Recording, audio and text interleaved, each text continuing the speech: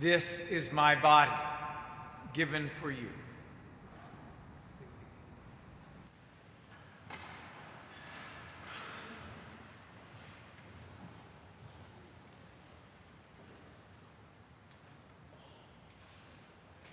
Warning. Oh, good morning. I'm sorry.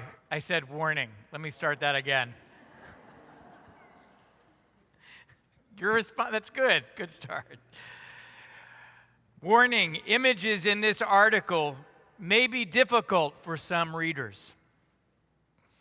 When we read that before clicking through to an article on the war in Ukraine or the aftermath of a mass shooting, we feel a mix of dread and sadness. Perhaps we even feel some kind of morbid curiosity, a blend of compassion and adrenaline as we steel ourselves to see something that we're pretty sure is going to upset us, but we're also pretty sure we feel like we need to see it anyway. The Passion story should come with the same warning. It's about heartbreak and betrayal, but it is especially hard because of the violence and the bloodshed that are a part of this story.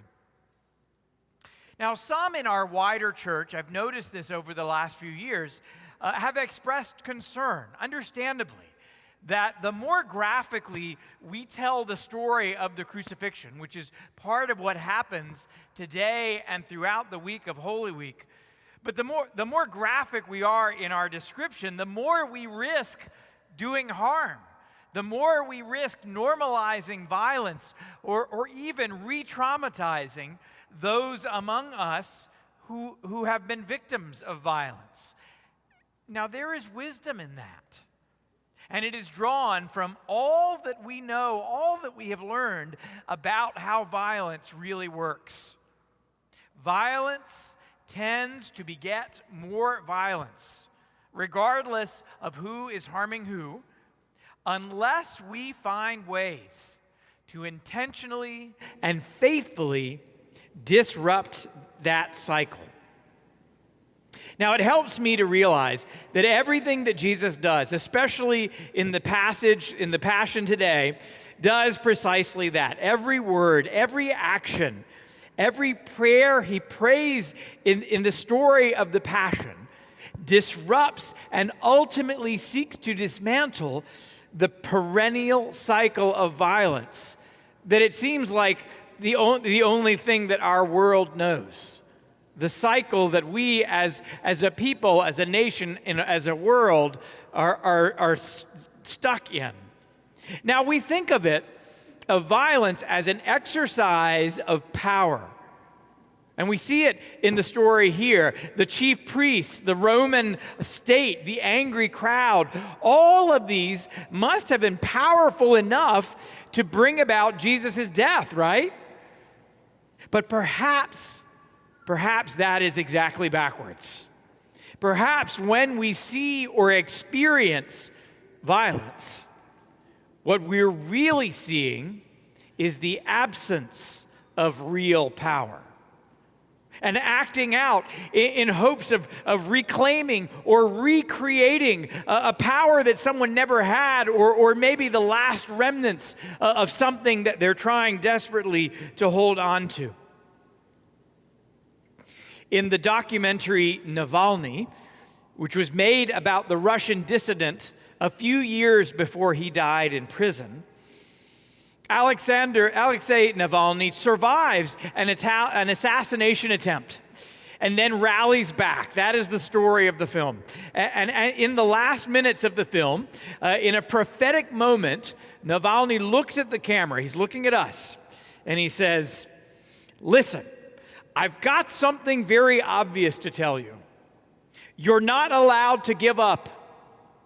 If they decide to kill me, it means that we are incredibly strong. We need to utilize this power, not to give up, to remember that we are a huge power that is being oppressed," his words, "by these bad dudes. It was in Russian. I'm not sure what the Russian translation is. He says, we don't realize how strong we actually are. If they decide to kill me, it means that we are incredibly strong. Suddenly, the story this morning, the story of the power of the state falling on Jesus, hunting him down, and then shaming him on a cross, becomes a story not of a great power flexing, but rather of a weakened system of power revealing its own fragility. In 1970, Hannah Arendt wrote that violence is the very inverse of legitimacy. People and states are more likely to resort to it, not when they're triumphant, but when they're bogus. And the harsher they are, the more fraudulent they are likely to be. It's about using fear as leverage. We must remember, she writes, that violence does not depend on numbers or opinions, but on implements that multiply human strength. In the gospel, we have implements like swords that cut off ears, thorns and spears that pierce the body, crosses that raise the vanquished high for all to see. In our world, what do we have? We have handguns. We have all kinds of weapons. We have heavily armed militias. These aren't about power that exists. This is about fear and intimidation, trying to remap the world in somebody else's liking. But, she says, rule by sheer violence comes into play where power is being lost. Where power is being lost. It's about, it's talking a big game when real power, which comes from compassion and from love, when that has long since faded. Now, don't get me wrong. I'm talking about the illusion of power, but the illusion of power has life and death consequences. This should be pretty clear to us by now. But, and I want you to listen carefully, she writes that to substitute violence for power can bring victory, but the price is very high, because violence is ultimately the seed of one's own downfall. It is not power, but weakness. We see it in that passage in the garden when a disciple, we don't know which disciple it was in this gospel, grabs a sword and then slices off the ear of the high priest's slave. Wow, that was a lizard brain move, wasn't it? Didn't really think through that. Well, of course, he wasn't thinking it through. Whoever he was, what he was trying to do was to compensate for an absolute lack of power with an eruption of violence, perhaps hoping to rebalance the score, perhaps to scare the guards enough to back off, to use bloodshed and leverage to gain just a little bit back. But that is not Jesus' way.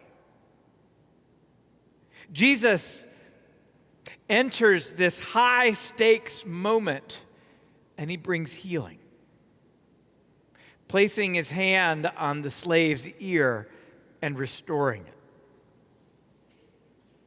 Nonviolence is the greater power. But we know that it takes commitment. We know that it takes practice. It takes the discipline of a martial artist. But that's how Jesus enters this moment of tragedy. That's how Jesus transfigures a moment that could have left a lot of bodies on the ground, and instead is a moment of unimaginable healing and transformation. Jesus does not force power over, rather Jesus pours himself out. And I think that is the answer key. It's the Rosetta Stone. It's right there in the reading from Philippians. Being found in human form, Jesus emptied himself He humbled himself, and he became obedient to the point of death, even death on a cross.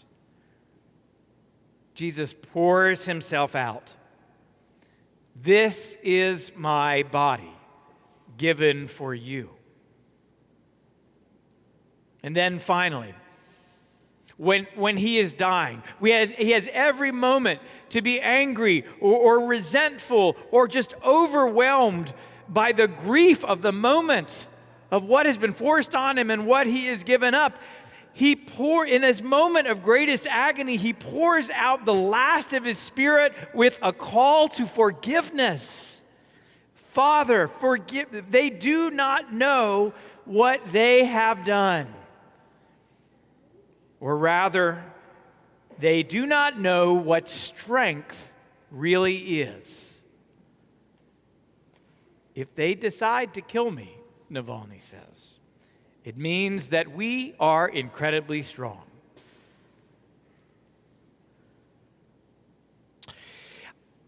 There is indeed wisdom in questioning the retelling of the story of the Passion, especially with what we know about violence, what it means to hear stories of it over and over again, that it can harm our souls if we aren't careful about it.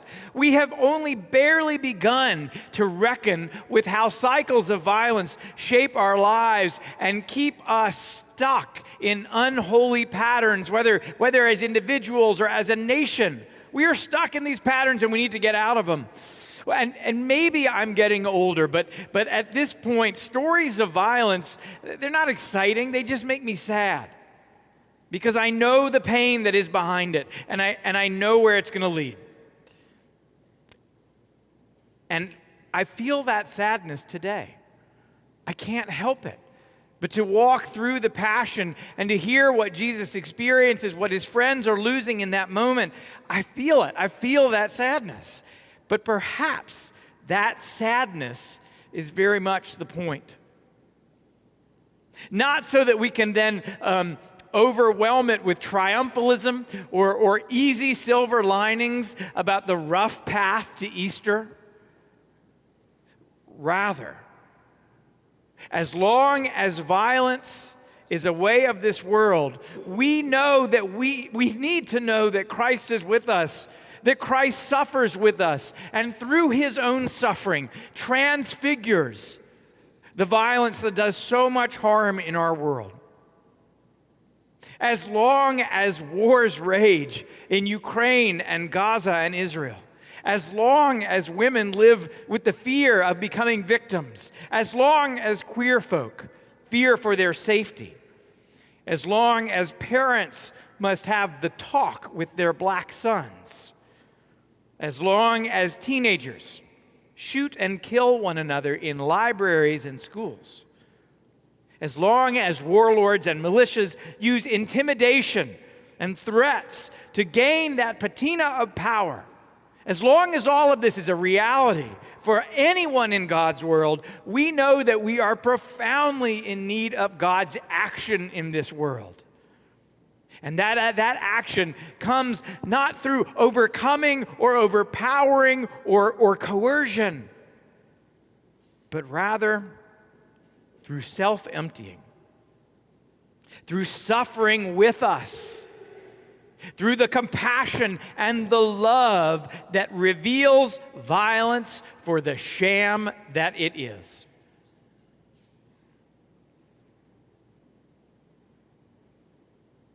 Jesus took a loaf of bread. When he had given thanks, he broke it and he gave it to them, saying, "This is my body, which is given for you." The Passion is the story of when the powers that be come for Jesus, taking him, taking his body, taking his very life from him. But that isn't what actually happens. They don't take anything. Jesus completely undermines their strength and their power by never letting them take a thing, by force or otherwise. Instead, Jesus gives himself over to them. He gives himself away. He gives his body. He gives his life. And that simple act of sacrificial self-giving tears down the whole system. This is my body, he says, given for you.